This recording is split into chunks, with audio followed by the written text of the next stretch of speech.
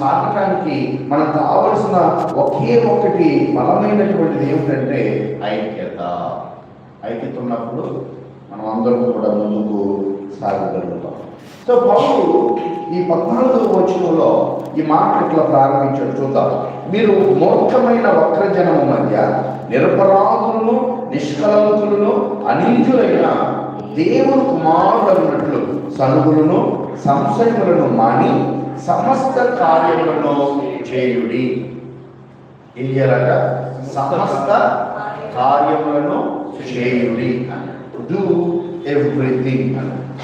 సమస్త కార్యములను చేయుడి. ఏమి సమస్త కార్యాలు అంటే ఇది సంఘానికి ఒక పిలుపు. మీరు ఏమి చేసినా మీరు సమస్త కార్యాలు, నాట్ పర్టికులర్లీ వన్ పాయింట్.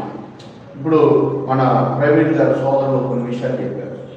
అంటే మీరు సమయాన్ని పాటించాలి, సో మీతో పాటు మీకు తెలిసిన వాళ్ళని పరిచయం చేయాలి, సంఘాన్ని నడిపించాలి, సువార్తను బోధించాలి. ఇవన్నీ మీకు అంటే ఎన్ని విషయాలు చెప్పారో కేవలం అన్ని విషయాలే కాదు. సంఘంగా ఒక కలెక్టివ్గా ఒక కార్పొరేట్గా మనం ఏ పనైతే చేస్తున్నామో, సంఘంగా యాజ్ ఎ చర్చ్ మనం ఏ పనైతే చేస్తున్నామో ఆ పని అంతా కూడా ఒక కార్పొరేట్గా మనం చేయాలి, ఏకముగా మనము చేయాలి. అందుకని పౌలు మాట్లాడుతూ మీరు ఏమన్నాడంటే ఈ ఆఖరి లైన్లో ఏమన్నాడు? 14వ వచనంలో మీరు సమస్త కార్యములను చేయండి, సమస్త కార్యాలు చేయండి. సో ఈ సమస్త కార్యాలు చేయడి అనే మాట కొరింథీయులకు రాసిన మొదటి పత్రిక 10వ అధ్యాయము 31వ వచనాన్ని కూడా చదువుకుందాం. 10వ అధ్యాయము 31వ వచనాన్ని కూడా చదువుకుందాం. కాబట్టి మీరు భోజనము చేసినను పానము చేసినను మీరేమి చేసినను సమస్తమును దేవుని మహిమ కొరకు చేయుడి అంటారు. మీరు ఏం చేసినా సరే do everything for the glory of God. Do everything. నిరంతరము సమస్తమును ఆయన పేరట చేయండి. ఇక్కడ కూడా ఏమన్నారంటే do everything in the name of the Lord and giving thanks to the God the Father through him. ఆయన ద్వారా, ప్రభు ద్వారా సమస్తము కూడా దేవునికి నైవేద్యంగా చేయండి. సమస్త కార్యాలు చేయండి అనే మాటను మనం చూస్తున్నాం. అంటే ఇక్కడ పౌలు మీరు సమస్తమును, ఇక్కడ ఏమన్నాడు? మనం చదువుకున్న వచ్చిన భాగాల్లో మీరు సమస్తమును చేయండి అనేటువంటి మాటలో అక్కడ పై వచనాన్ని కూడా మనము ఆ కనెక్షన్ మనం 12వ వచనంలో ఉన్న ఆ మాట కనెక్షన్ కూడా మనం తీసుకుంటే విధేయత సంబంధించి సమస్తము కూడా మీరు విధేయతతో చేయండి అంటాడు.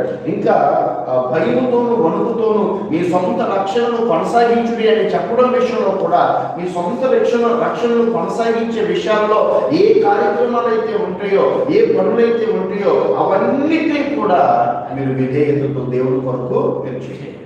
అది సమస్తము చేయమంటే మన రక్షణను ప్రాక్టీస్ చేసేటువంటి విషయంలో, మన భక్తిని ప్రాక్టీస్ చేసేటువంటి విషయంలో ఏమి చేసినా కూడా దేవునికి మహిమకరంగానో ప్రభు ద్వారానో మనం చేయవలసిన వారిగా. So here Paul wants them to work out their salvation in verse 12 through what he is going to tell us, to turning from behaviors that threatens our relationships.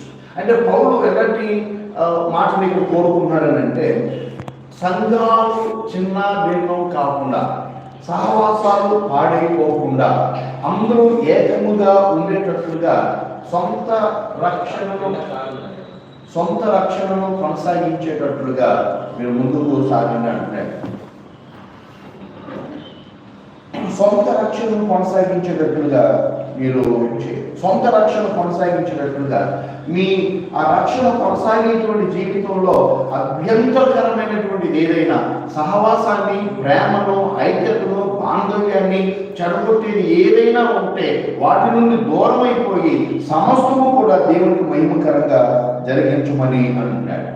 పైన వచనాల్లో మనం చదువుకున్నప్పుడు, మనం పూర్వం చదువుకున్నటువంటి వచనాల్లో అందుకు ఏం కనబడుతున్నాయంటే పౌలు దీంట్లో ఈ మాట చెప్పడం ద్వారా ఏం మాట్లాడుతున్నాడంటే let there be no complaints.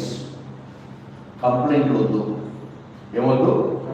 పౌలు ఏమన్నాడు? 14వ వచనంలో